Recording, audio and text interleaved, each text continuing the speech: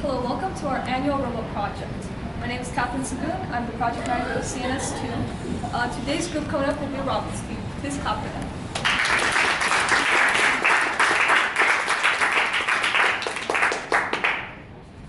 Hello guys, my name is Ariam. This is Ravi. This is Upu, and then we have a member, Smile, but he's not here with us today.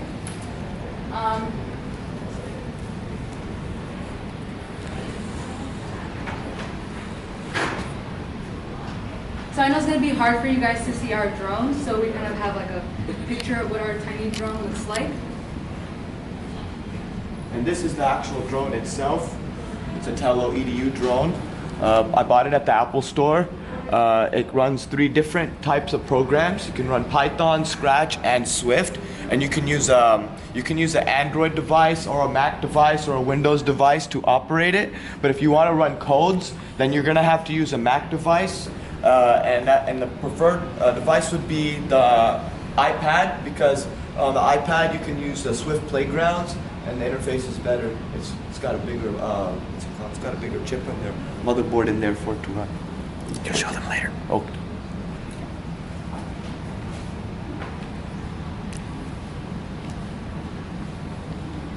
All right, so basics. Who knows what a drone is and what it does? Oh, you can use the drone to like fly around, take pictures of stuff, and yeah, you can control it. Yeah. So there's more to a drone than just looking at pretty views. So basically, a drone is able to do security and work with traffic. So there's a new drone that was created, and basically, when you so you know everybody nowadays, you have ADT, whatever. We have cameras inside the house. Nowadays, we have this drone that sits outside of your house in a box.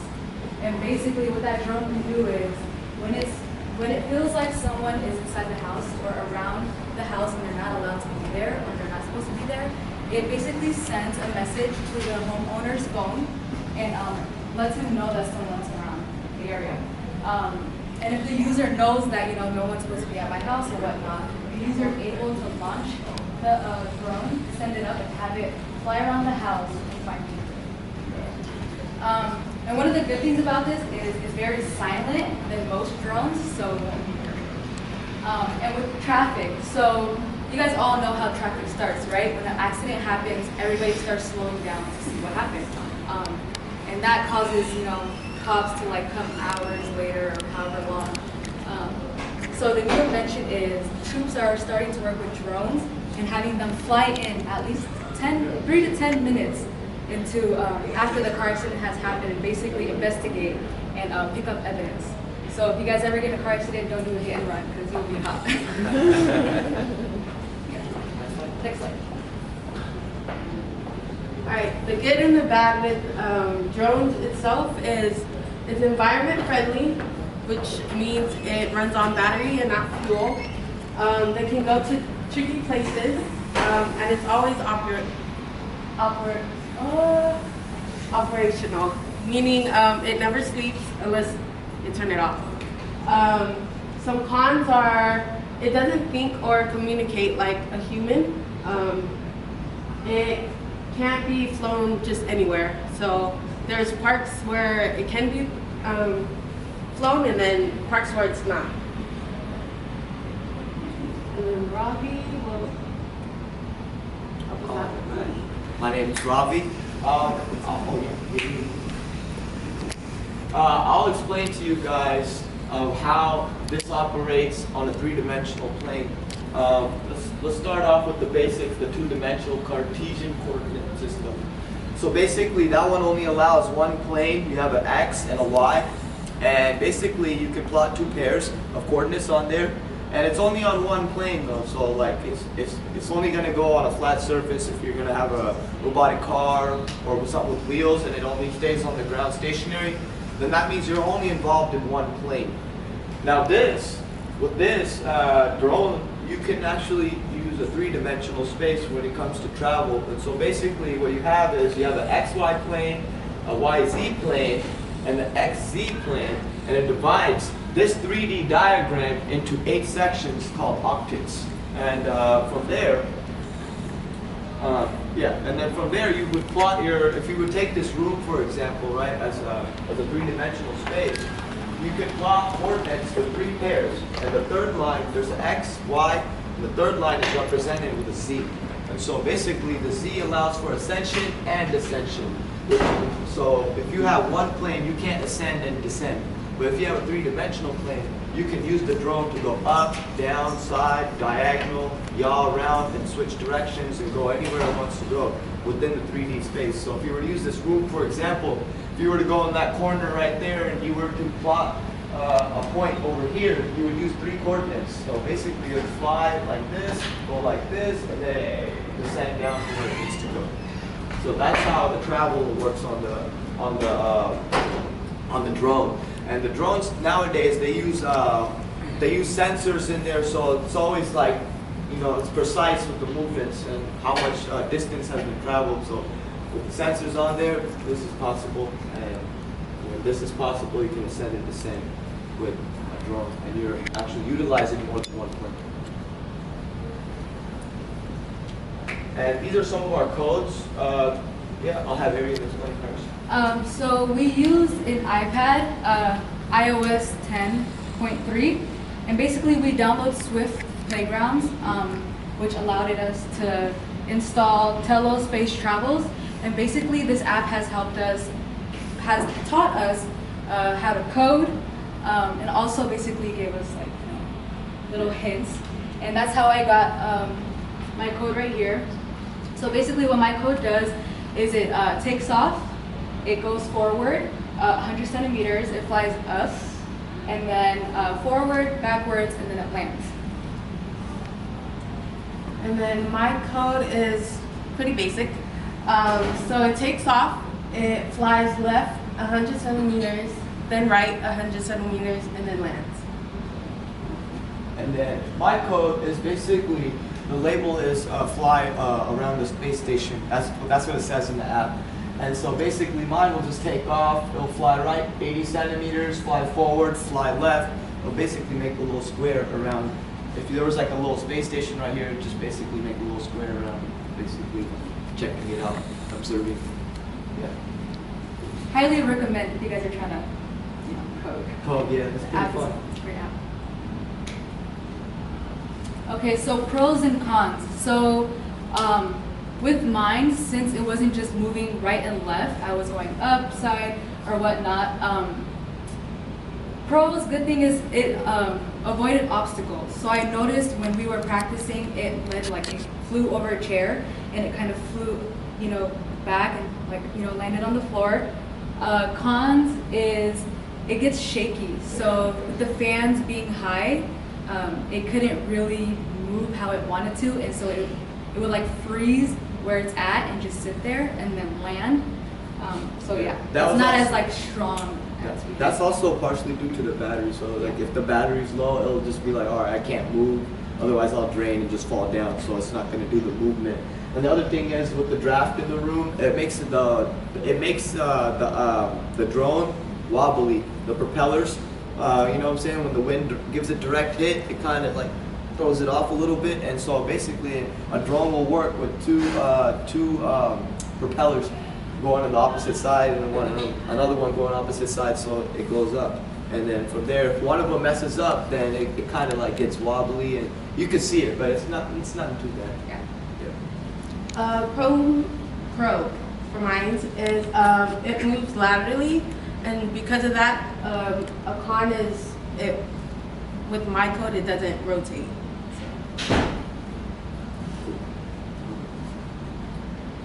And now for the fun part, we will fly this drone. We got a little landing spot here. All right. So what we'll do is we will connect the iPad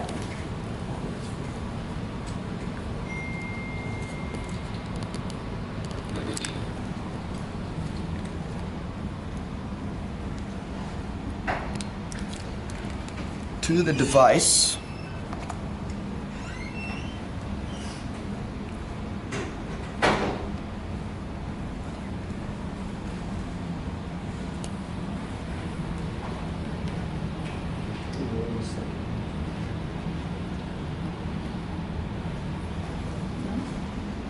It's coming. Cool. All right. So you see the Playgrounds app right here, right? This is the app that we use for the coding of the device.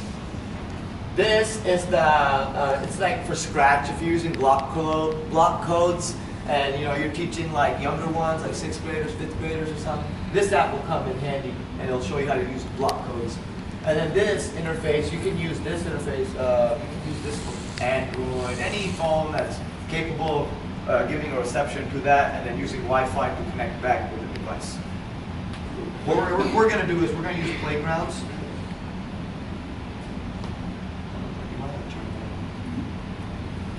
And so basically fly at will. This is the part where after you learn all the codes, you can put them on in here and type them up yourself. So, and so basically what we do is we had ours saved in the notes. To make it faster, easier. Yep. And so basically, this is my code right here. And you can see this went in. Cool. So I'll copy that. Then I'll go to my app, Playgrounds. Put it in. And then, let's move it. It should be good. Cool. And then once we have the code in there, we're going to connect it with the Wi-Fi to the device.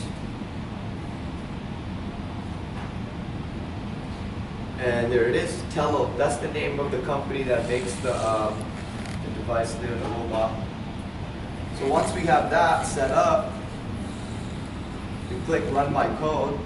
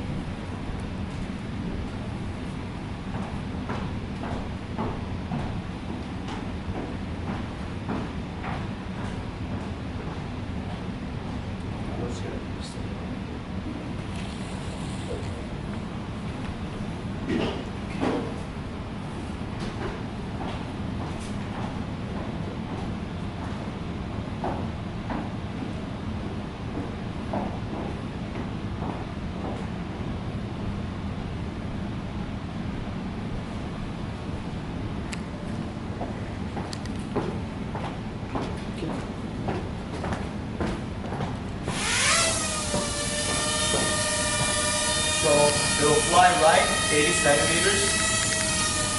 Then it will fly forward about 160. Then it will fly left, fly backwards, and then it will fly to the right, and then it will land. That's my code.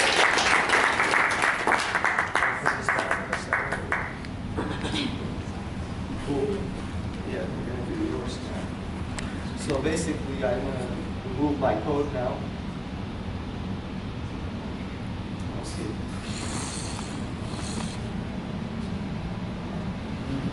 A little fresh. All right. You know what it is, right? You want to do yours? So you click this button right there. Then you go to the side. Go to notes. Yep. Yours is at the top. There it is. Select all. No, actually, you selected all of it.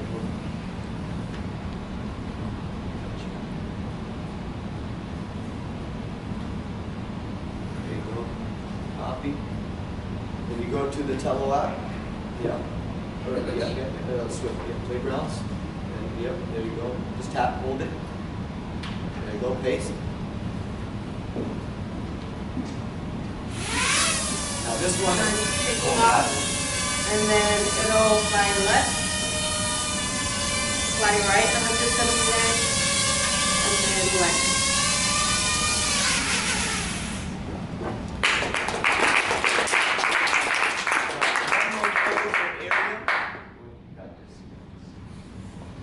set it up.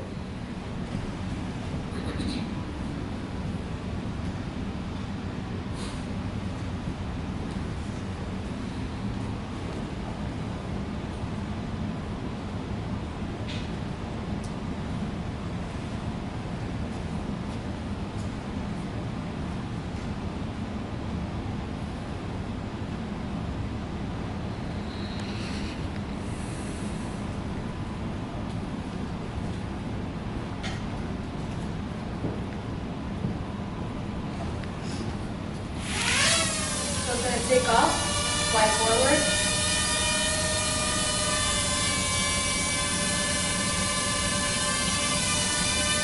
Fly up.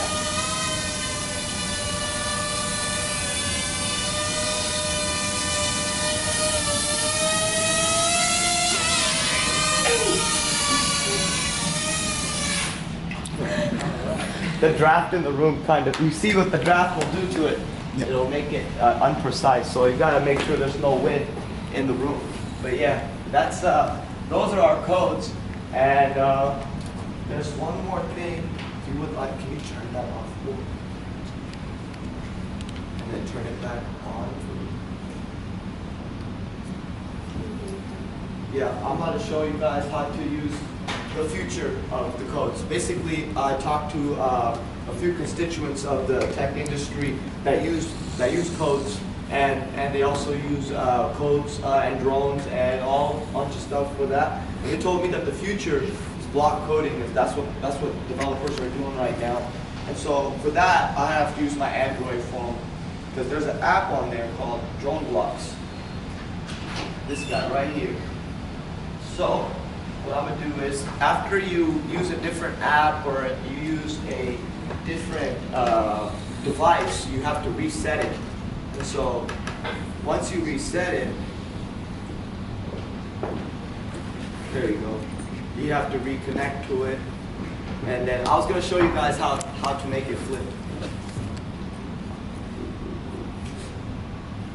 Gotcha.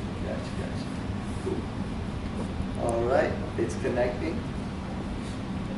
Checking the quality of the connection.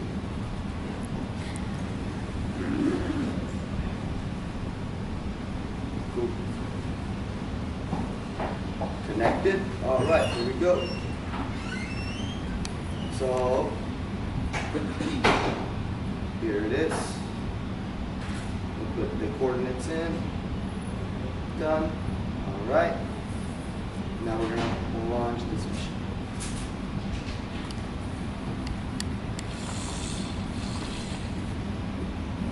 Off. Flip forward.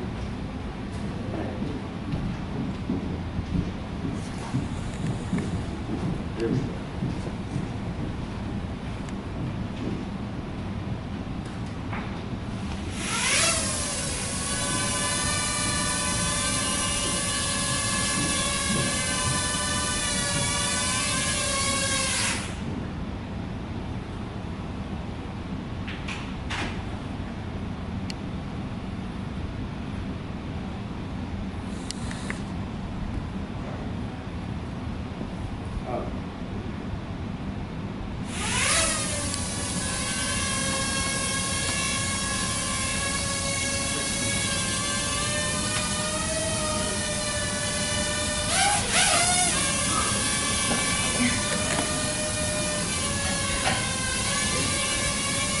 That is a flip using blocks. Thank you everyone for your time.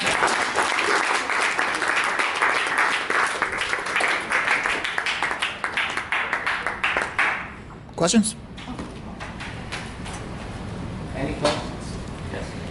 Thank you all for such an exciting and informative presentation. That was excellent. I really appreciate it. You all discussed the different coordinates and on the planes to get to the 3D movements and everything from this corner to that corner to a land, and you even demonstrated that. Could you talk to us about the time in between reaching those coordinates to perform those functions? How does the 3D plane impact the lag time on moving up, down, left, right, land, etc.? Yes. There are codes that you can put in place to up the speed or decrease the speed of the device itself. So what we were running on was just the default speed of it. And inside the block apps, you can also, there's a block app, there's a block that actually increases the speed, and there's another block that decreases the speed. And you put that in after takeoff. So that code sequence will go in after it would take off, and then after the movements are all coordinated, the speed will adjust, and then it'll start making those movements at that speed, at that rate that you put in. And then you can also do that in the Swift app, but the thing about that app was you would have to unlock it, you'd have to keep going on with the missions and stuff like that. And we were on a time constraint, so that's why we didn't get to that part in the Swift app, but we could do it with the block apps for We sure. saw with the flip. Yeah. It was a quick one. Yeah. Thank you. Cool. Yeah.